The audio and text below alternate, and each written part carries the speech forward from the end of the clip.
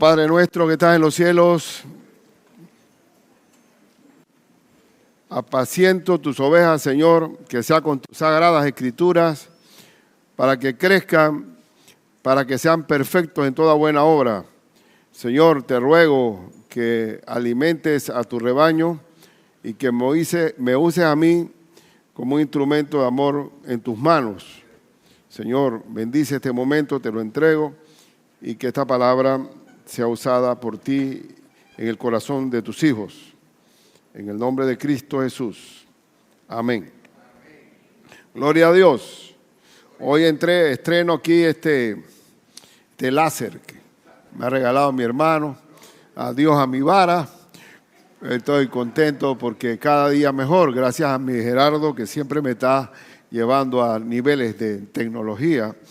Así que hoy vamos a ver el templo físico versus el templo espiritual. Si a ti te dijeran, oye, mira, a las 6 de la tarde debajo del Puente de las Américas hay una unción de Dios especial, ¿tú crees eso? Que Dios está en determinados sitios geográficos, que hay que ir allá a Tierra Santa para encontrarse con Dios. Donde nos movemos está el Señor, porque somos templo del Espíritu Santo. Y aquí vamos a ver, en este pasaje, que el templo físico de Jerusalén ya no es el lugar oficial para adorar, porque definitivamente que el lugar para adorar espiritualmente a Dios estaba físicamente en Jerusalén. Pero una vez Cristo muere y resucita, el Espíritu Santo viene al corazón del creyente para siempre y ahora somos templo del Espíritu Santo. Cuando vimos en la porción anterior de que Cristo convirtió el agua en vino en las bodas de Caná, vimos el imposible químico de que el H2O, que es agua, se convierta en la fórmula del vino, que es larga, y que solamente Dios puede hacer eso. Nadie puede hacer, porque Él tiene poder sobre los elementos, poder sobre su creación. Pero ahora vamos a ver a Cristo con un acto valiente de expulsar a los mercaderes del templo que era el lugar oficial de adoración para los judíos. Y el templo se había convertido en cueva de ladrones.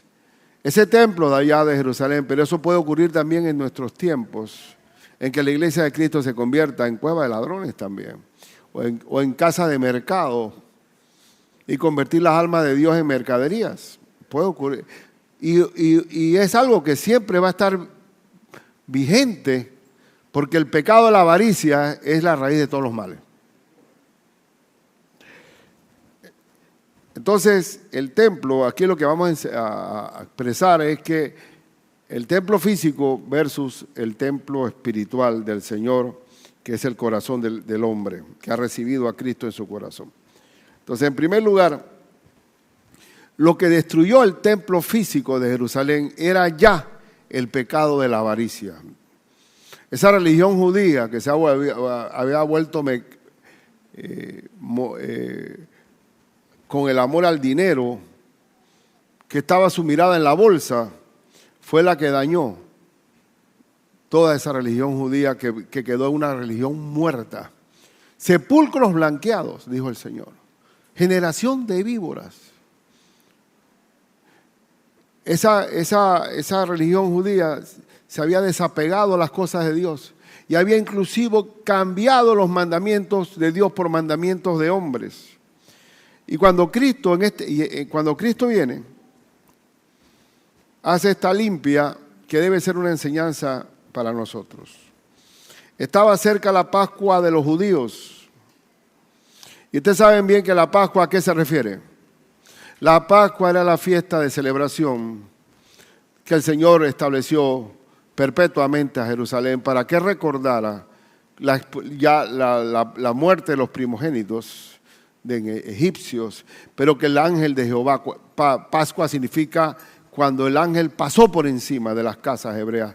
En inglés se entiende mejor la palabra porque en inglés Pascua es Passover, el paso por encima de las casas judías que estaban marcadas por la sangre del Cordero, que no fueron tocadas. Ahora Cristo es el Cordero Pascual de nosotros.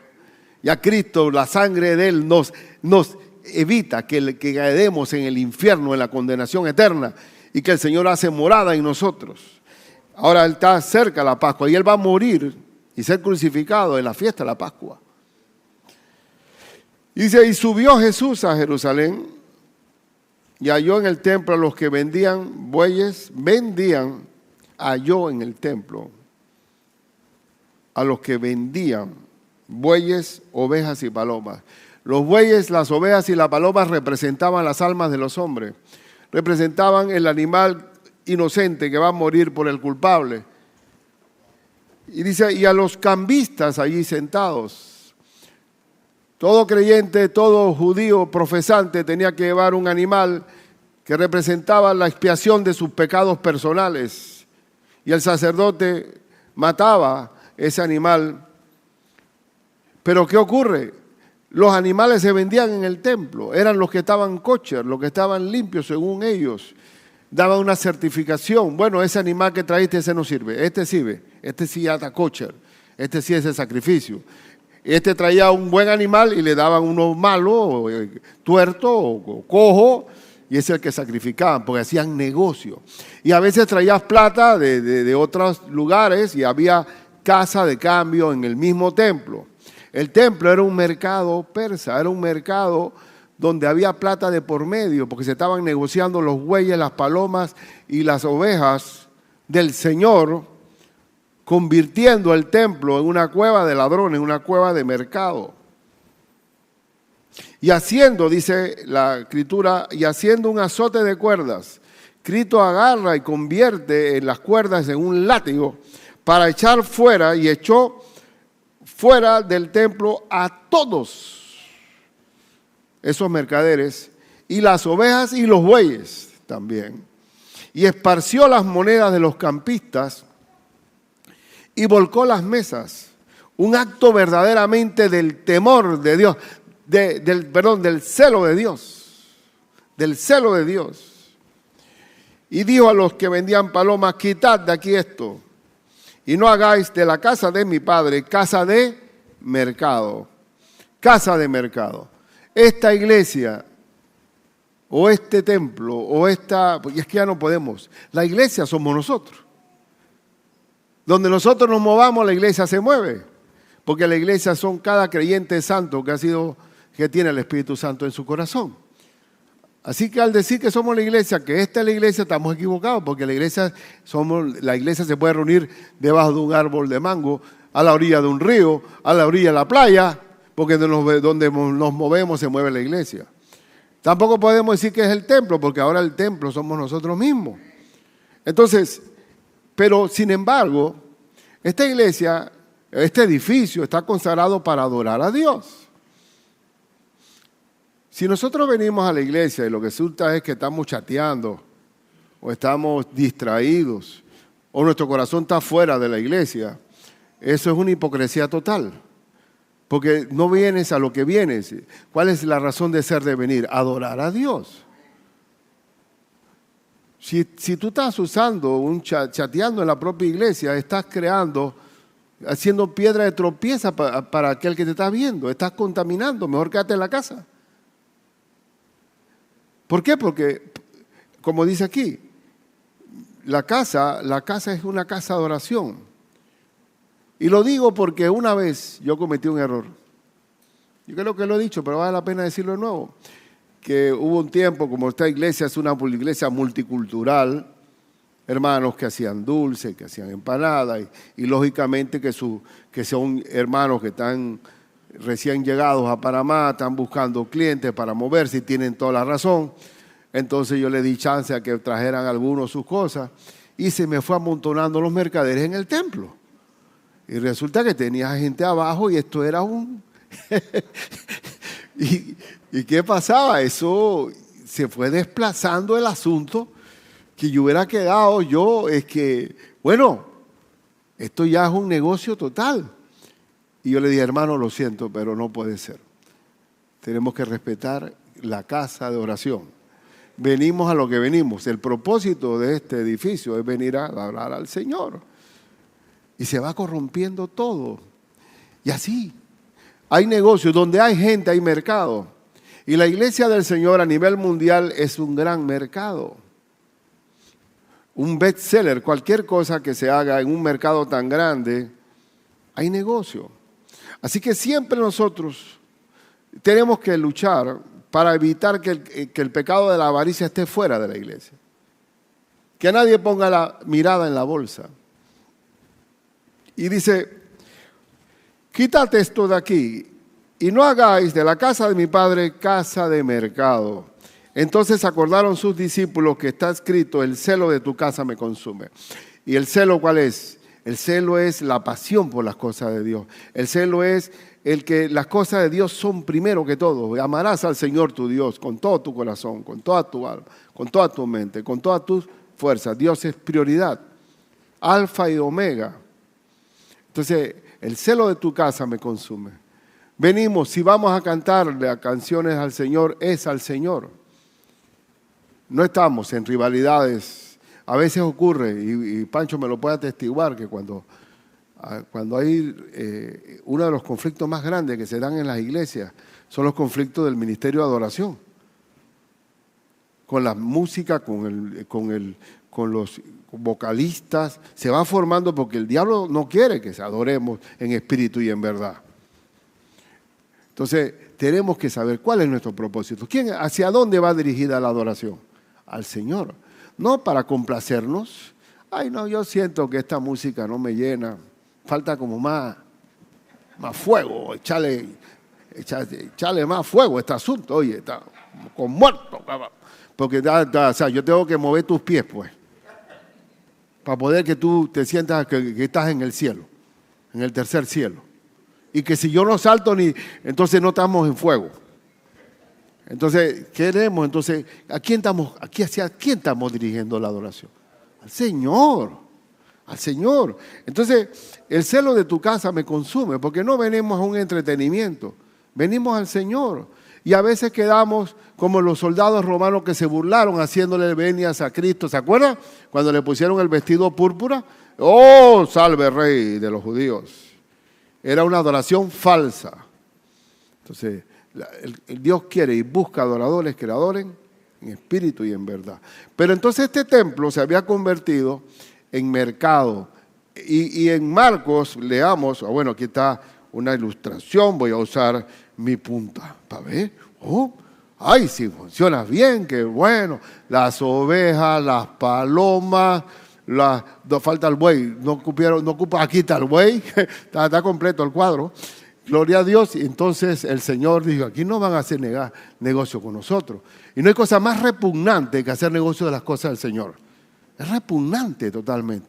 Nehemías, cuando se reconstruyó el muro, venían los mercaderes a vender en la ciudad recién construida, reconstruidos los muros, a venderse mercadería y vendía, dice, aquí no entran. Y los dejó por fuera. Los dejó por fuera. Entonces, vamos a ver la perspectiva de este texto en Mateo. Mateo 21:13 dice, y les dijo, escrito está, mi casa de oración será llamada. Esto es una casa de oración. Mas vosotros la habéis hecho, ¿qué? Cueva de ladrones. Ustedes saben que los ladrones tienen lugares donde guardan su botín. ¿No? Alibaba y los 40 ladrones que tenían los tesoros dentro de una cueva. Bueno, aquí la cueva, ¿dónde estaba? En el propio templo. Ustedes han convertido mi casa en cueva de ladrones. La plata estaba allí. El amontonamiento de dinero mercadeando con los bueyes, las ovejas y las palomas del Señor, que eran símbolo de las almas del hombre, se había convertido en negocio. Y ver Marcos, ahora leamos Marcos 11, 17 y 18. Y le enseñaba diciendo, ¿no está escrito? Mi casa será llamada casa de oración para todas las naciones. Mas vosotros la habéis hecho, ¿qué? Cueva de ladrones. Ya donde hay un ladrón, y esto es diabólico, porque Satanás, ¿qué es? Es un ladrón. El ladrón viene a hurtar, a matar y a destruir. Ya el templo físico de Jerusalén estaba destruido porque estaba impregnado, invadido por el pecado de la avaricia. No era la religión oficial. Por eso es que cuando Cristo lleva la cruz y Él dice, no lloren por mí, le dice a las mujeres, lloren por sus hijos, refiriéndose a que Jerusalén iba a ser destruida por los soldados romanos y no iba a quedar piedra sobre piedra, y ese templo maravilloso iba a ser destruido totalmente. Y ya Dios no estaba allí, ya estaba infectado y contaminado por el pecado de la avaricia. Y lo oyeron los escribas y los principales sacerdotes y buscaban cómo matarle. ¿Por qué? Porque le había tocado, donde tú tocas el dinero, te estás metiendo con la mafia. Ahí está ya, el Señor le tocó el centro medular de sus intereses económicos, de su corrupción, porque le tenían miedo. Ahí dice, y buscaban cómo matarle porque le tenían miedo, por cuanto todo el pueblo estaba admirado de su doctrina. Pero hermanos, los mercaderes en el templo siempre van a estar. No podemos convertir la iglesia en cueva de ladrones. La iglesia no está para hacer pirámides de ventas. Me refiero dentro de la iglesia. A veces se promueven negocios porque de repente puede haber pastor, ¿usted me permite introducir aquí a la iglesia este negocio que pueden ser? Esto no es ninguna. Usted contacte a sus hermanos, pues son sus hermanos separadamente, pero no vamos a avalar nosotros algo que tiene de hacer negocios dentro de la iglesia. Porque esto se va contaminando de una forma increíble, hermano. Increíble. Y le puedo dar ejemplos tras ejemplos. Hay iglesias que han hecho escuelas y se han convertido en buenas escuelas, pero murió la iglesia, porque entonces la escuela desplazó a la iglesia. Eso pasa. Hospitales que han hecho iglesias. Cualquier cosa que nos desvirtúa de nuestro propósito principal de hacer discípulos, de adorar a Dios, sabotea a la iglesia del Señor. Y terminamos nosotros, una vez una hermana dice, oye pastor, si nosotros podemos convertir esta iglesia en una guardería y una forma de servicio a la comunidad, digo, no, evangelicemos a la comunidad, compartamos la fe a la comunidad, pero no hagamos guardería porque tenemos que cobrar una mensualidad. Y resulta que la mensualidad hay que traer también seguro privado para cada niño que le pase algo. Ahí resulta que tenemos una relación laboral con la gente, nos pueden llevar al Ministerio de Trabajo y nos vamos dando una enredada porque las cosas de Dios uno no se enreda en los negocios de la vida. Suficiente con la gran comisión. Suficiente. No estamos para hacer negocios y mercaderes en el templo, no. Y algunos que me dicen, bueno, usted es bastante radical en eso, es que no es radicalismo. Es que una cosa lleva a la otra y después te encuentras en un enredo que no puedes salir. La iglesia de Cristo tiene un propósito fundamental, ir y hacer discípulos a todas las naciones, bautizándolos en el nombre del Padre, del Hijo, del Espíritu Santo, enseñándoles, todavía continúa enseñándoles que guarden todo lo que os he mandado y aquí yo estoy con vosotros todos los días hasta el fin del mundo. Eso es suficiente para tener toda una vida de propósito en la iglesia del Señor. Se los digo, cualquier cosa que nos distraiga, estamos en problemas. La iglesia es un barco de guerra. No es ¿cómo se llama eso? Los cruceros. Los cruceros tienen amplitud para las recámaras, porque tú te sientas en un hotel flotante, tiene discotecas, tiene piscina. Pero los barcos de guerra el espacio es para las armas. Y las literas de los soldados están así, acostados, apretujados, porque cualquier cosa que nos distraiga de la guerra, ¿y estamos en guerra o no? Estamos en una guerra permanente, porque no tenemos lucha contra sangre ni carne, sino contra principados, contra potestades, contra los gobernadores de las tinieblas de este siglo, contra huestes espirituales de maldad en las regiones celestes. Una iglesia en Estados Unidos, una iglesia, no voy a decir el nombre, pero es histórica, de gente de mucho dinero, que cada uno tiene su butaca eléctrica y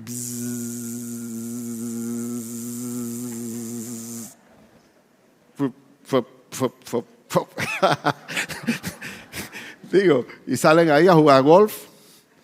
Y bueno, mi vida cambió porque yo antes era cocainero, ahora ya estoy en el Señor, juego golf, me reúno los domingos y ahí estamos, tremendo. Está bien, pero no, la iglesia no es un crucero. La iglesia hay que llevar el evangelio a toda criatura. La iglesia es para alcanzar a los perdidos. Cualquier distracción nos roba. No permitamos jamás que los mercaderes del templo entren a la iglesia del Señor. ¿Eso es posible que ocurra? Sí, Señor. ¿Cuántas veces lo he visto? Yo personalmente, muchas veces. Ha pasado. ¿Por qué? Porque lo que fue es y lo que es ya fue. Todo. No hay nada nuevo bajo el sol. Entonces, el pecado de la avaricia está tan vigente que uno de los discípulos de Cristo era avaro y era el tesorero y robaba de las bolsas de la ofrenda que se recibía. Siempre va a estar ahí el pecado de la avaricia. Y lo vemos dice Juan 12, versículo 4 al 6, y dijo uno de sus discípulos, Judas Iscariote. Mira que yo no he visto a nadie que se le ha ocurrido ponerle el nombre de Judas a un hijo. Y yo espero que no sea hasta la ignorancia bíblica tan grande que pase una cosa como esa. Yo sí he visto que le han puesto Nimrod o Judas, bueno. Pero no se les ocurra, estudien bien la Biblia, no. Señor, ¿qué nombre le pongo a mi hijo? Dice, Judas Iscariote, hijo de Simón, el que le había de entregar. ¿Por qué no fue este perfume? ¿Te acuerdan de este pasaje? ¿Cuál es el contexto cuando aquella mujer derrama el perfume de nardo puro? Y él dice, pero le salió enseguida la indignidad. ¿Por qué no fue este perfume vendido por 300 denarios? Porque eran perfumes que venían de abuelos, bisabuelas, iban pasando, valiosísimos. Y ella derramó todo ese perfume en el cuerpo de Cristo. Cristo, cuando fue crucificado, olía ese perfume.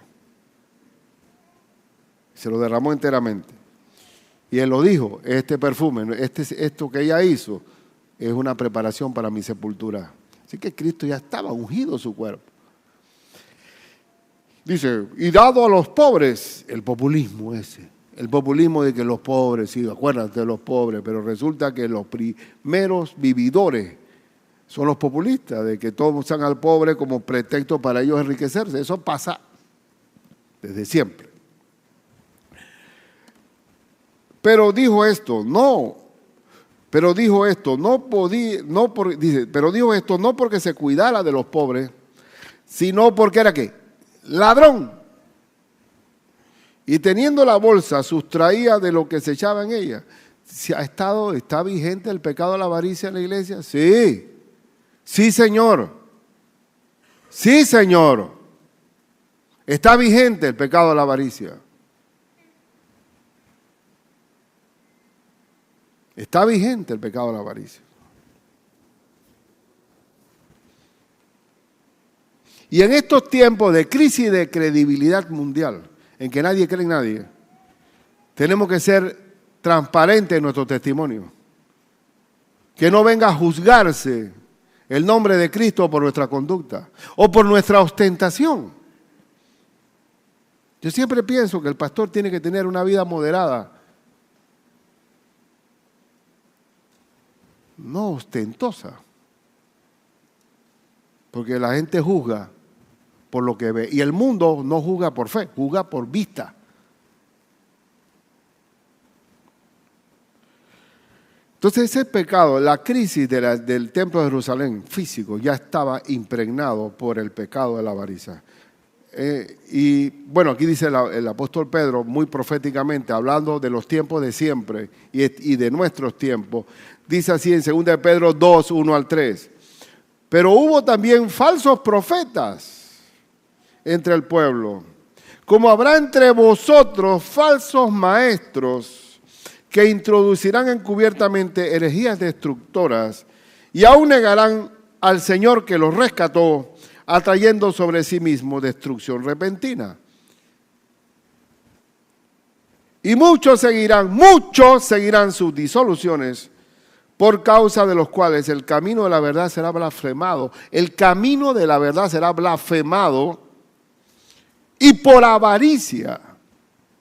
¿Cuál era el pecado que estaba dentro de estos falsos profetas? La avaricia. Harán mercadería, otra vez, harán negocio con las almas, harán mercadería de vosotros con palabras fingidas. Sobre los tales ya de largo tiempo la condenación no se tarda y su perdición no se duerme. Hay una condenación mayor para los falsos profetas y los falsos maestros. Pero ¿cuál es el móvil de la corrupción? El amor al dinero, la raíz de todos los males.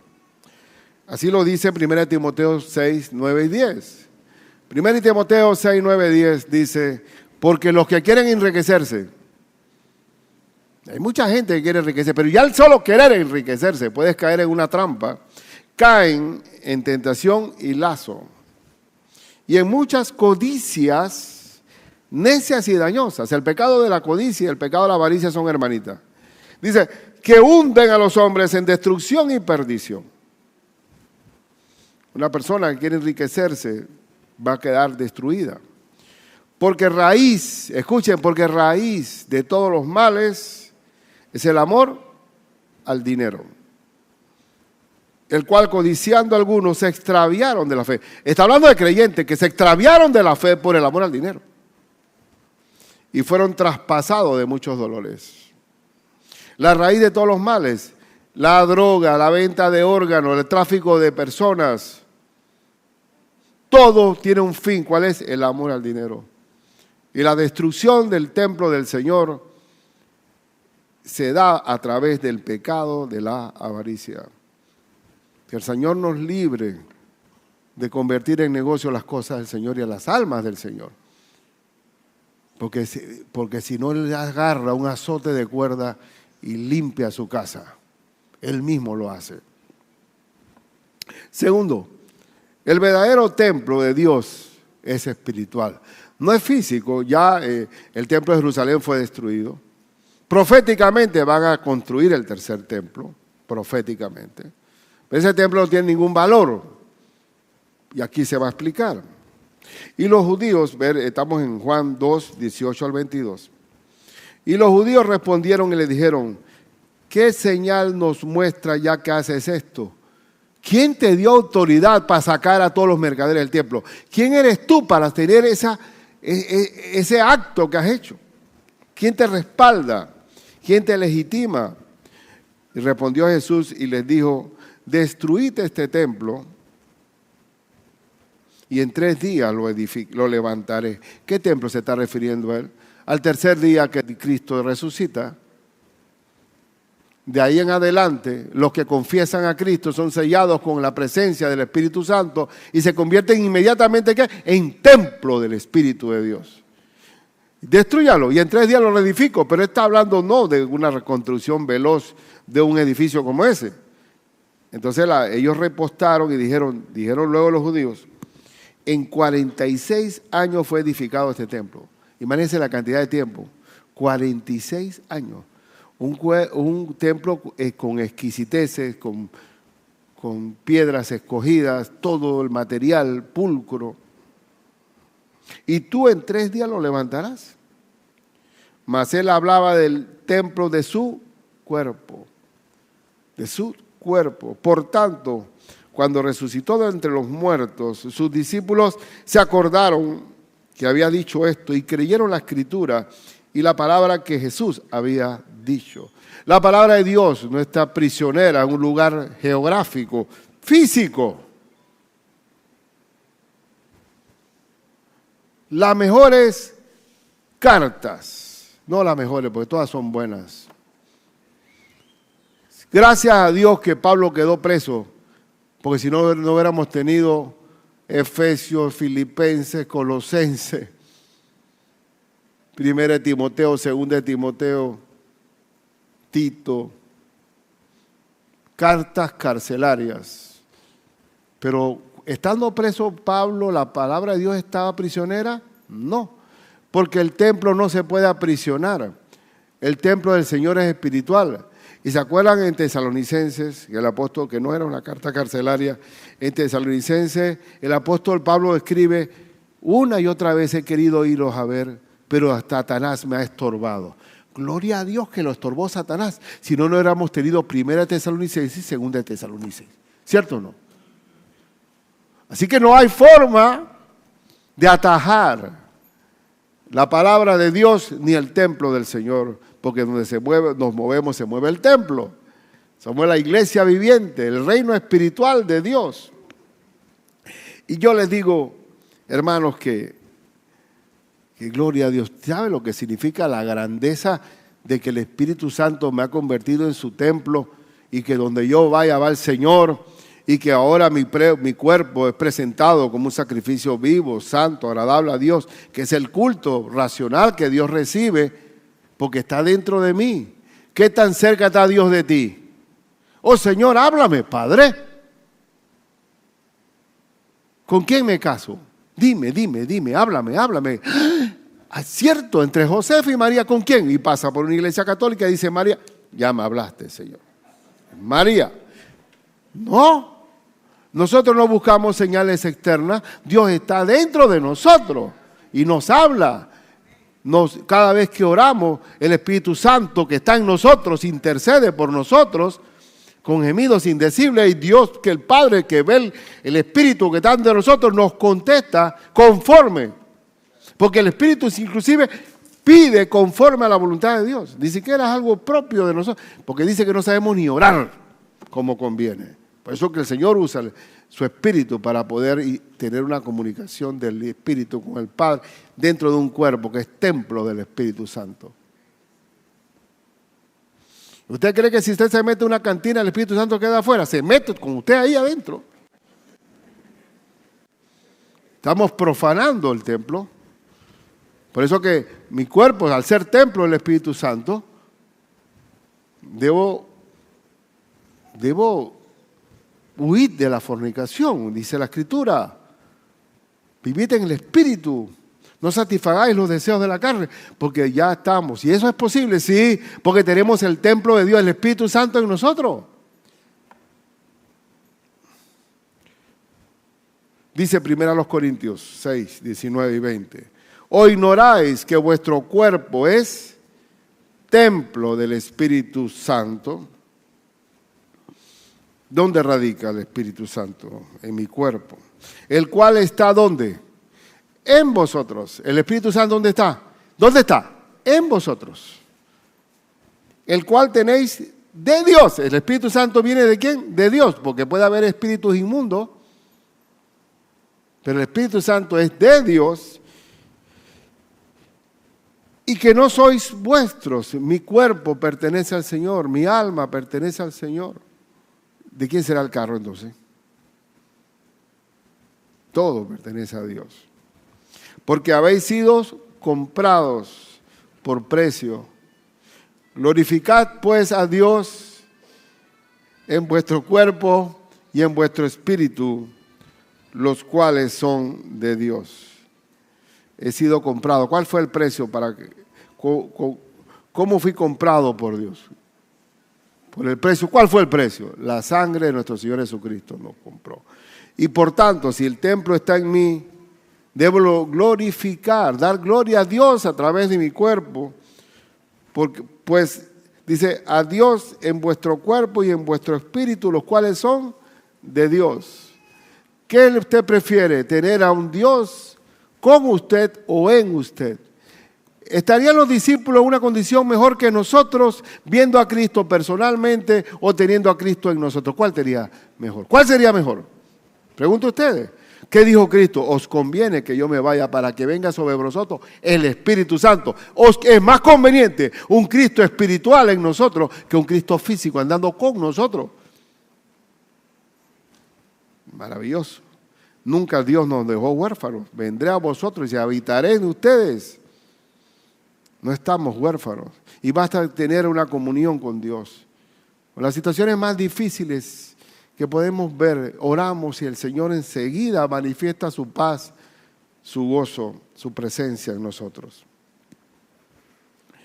Cuando Cristo habló con la samaritana en Juan 4, 20 al 24. Qué texto más precioso. Dice, comienza la samaritana a hacer unos argumentos religiosos. Dice, nuestros padres adoraron en este monte, el monte Gerizim. Y vosotros decís que en Jerusalén es el lugar donde se debe adorar. Nosotros los samaritanos en este monte y los judíos allá en Jerusalén. Jesús le dijo, mujer, créeme, que la hora viene cuando ni en este monte ni en Jerusalén adoraréis al Padre. Vosotros adoráis lo que no sabéis, o sea, son paganos. El pagano adora y no sabe nada. Y dice, nosotros adoramos lo que sabemos, porque la salvación viene de los judíos. Y hermano, aclaro esto aquí. Cristo vino del linaje de la tribu de Judá. El león de la tribu de Judá. Nuestras raíces son judías, porque Dios manifestó su gloria apartando al pueblo hebreo para llegar hasta Cristo.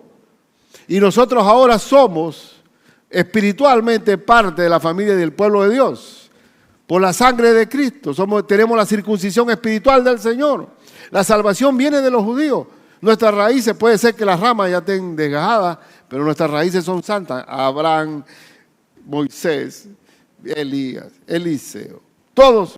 Y por eso no podemos nunca maldecir al pueblo judío, porque de ahí venimos nosotros. Y el Señor tiene una historia todavía con los judíos en lo que se llama el Apocalipsis, ¿cierto? Entonces la salvación viene de los judíos. Mas la hora viene, y ahora es, cuando los verdaderos adoradores adorarán al Padre en espíritu y en verdad. No es una adoración física, geográfica en un lugar. Ahora es espiritual. Dios mismo busca y dice, adorarán al Padre en espíritu y en verdad, porque también el Padre tales adoradores busca que le adoren. ¿Qué está buscando Dios ahora mismo en esta reunión? Adoradores que le adoren en espíritu y en verdad. Dios es espíritu. Y los que le adoran en espíritu y en verdad es necesario que adoren. Es una comunicación espiritual. ¿Y por qué podemos adorar directamente al trono de Dios? Porque tenemos el Espíritu con nosotros. Porque Dios nos ha sellado con la presencia del Espíritu en nuestro cuerpo. Aplicación. En verdad que quiero también vivir y hacer propia las palabras de mi Cristo cuando dijo, el celo de tu casa me consume. Debe consumirnos la pasión de ser fiel a lo que el Señor establece y a no distorsionar la obra de Dios por el pecado de la avaricia. Cuando usted viene a adorar, es adorar a Dios. Venimos a escuchar la palabra, no a estar cotorreando, no a estar chismoneando, no a estar murmurando, sino atentos, porque es una casa de oración. Está bien, hay tiempo para la comunión, pero nuestro primer enfoque es, venimos a adorar a Dios. Como decía el libro Apocalipsis, adora a Dios. Cuando Juan se hinca ante el ángel, le dice, ¡pum!, y lo levanta, dice, no, Señor, adora a Dios.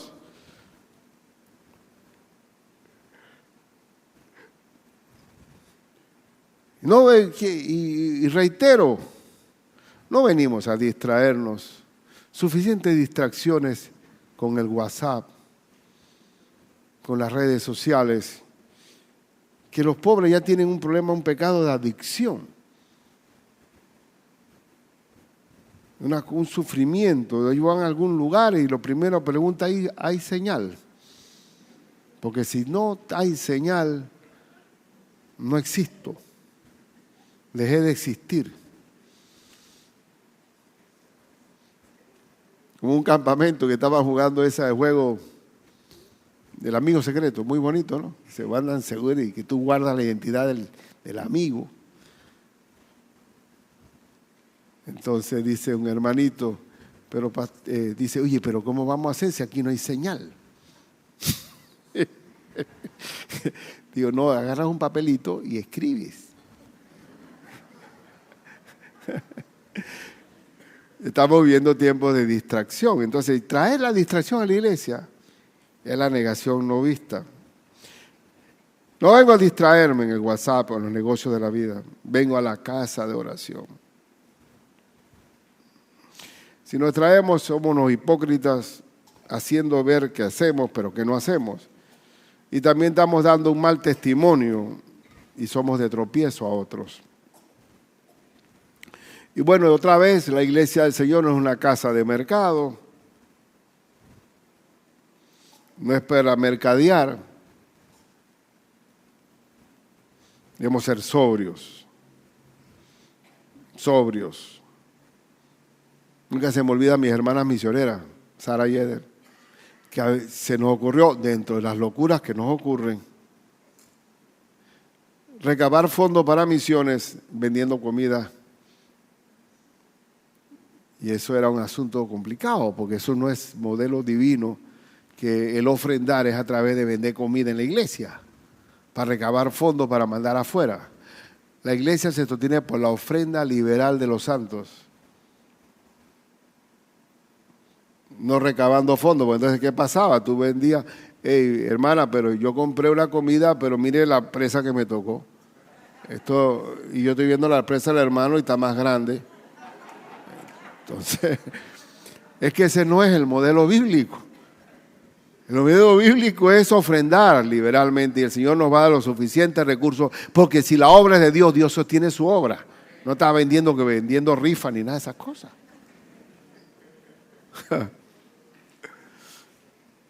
Una vez como mi hermanita, que estaba yo paseando bicicleta por allá por el interior, y entonces paramos a descansar y tomar una soda y decía, participe en la fiesta de San Juan con toro, con corrida de toros, baile, en beneficio de la parroquia de Guayala. Y me dice mi hermanita chiquita, dice, ¿tú crees que eso no es contradictorio, Ricardo? La parranda para construir la parroquia. Es verdad, es verdad.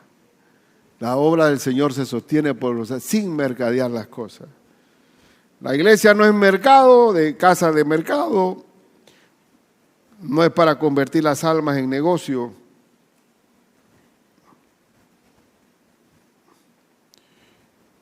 Y también decirles que donde se mueva la iglesia, se mueve el Espíritu Santo con nosotros. Donde nos movamos. Si en un momento dado nos toca ser perseguidos. Allá en Rumania, la iglesia rumana, con el tiempo del dictador Ceausescu, le habían quemado las iglesias, quemado las Biblias. Los hermanos se sabían de memoria la Biblia aquí. Se reunían, se iban en una barquita y ahí daban estudio bíblico en la barca. Se metían en los sótanos a tener reuniones de casa. Y tú ves que en la Europa esa comunista es donde hay una fe real. No la Europa occidental, que está carcomida por toda una degeneración de antivalores. Hermanos, ya sabemos, ya se me acabó todo ya. ¿Cuál es la exhortación? ¿A qué venimos? ¿Qué somos? Hay un texto en Hechos que dice, en Él vivimos y nos movemos y somos. Vivimos por Cristo y en Cristo y a través de Cristo. Nos movemos, el mover del Espíritu hacia los propósitos de Dios, y somos lo que somos por la gracia de Dios, somos sus hijos. Vamos a orar en el nombre del Señor Jesús. Oh Padre Celestial, yo te ruego, Padre mío, que mantengamos la fidelidad de lo que tú eres y de lo que iglesia es, y que sabemos que una iglesia debe estar sujeta a su cabeza, que eres tú. Señor, porque sabemos que si perdemos la conexión con la cabeza, tenemos muerte cerebral. Perecemos. Señor, haz que el celo de tu casa nos consuma. Que la iglesia es para adorar al Señor, para enseñarla, para tener comunión entre los hermanos, lavarnos los pies los unos a los otros. Haz que no nos desvirtuemos y cambiemos los negocios tuyos y no seamos como Judas, que sustraía del fondo de la iglesia. Bendice este momento, Padre, te lo ruego en el nombre de Jesús. Amén. Amén. Gloria a Dios, Señor.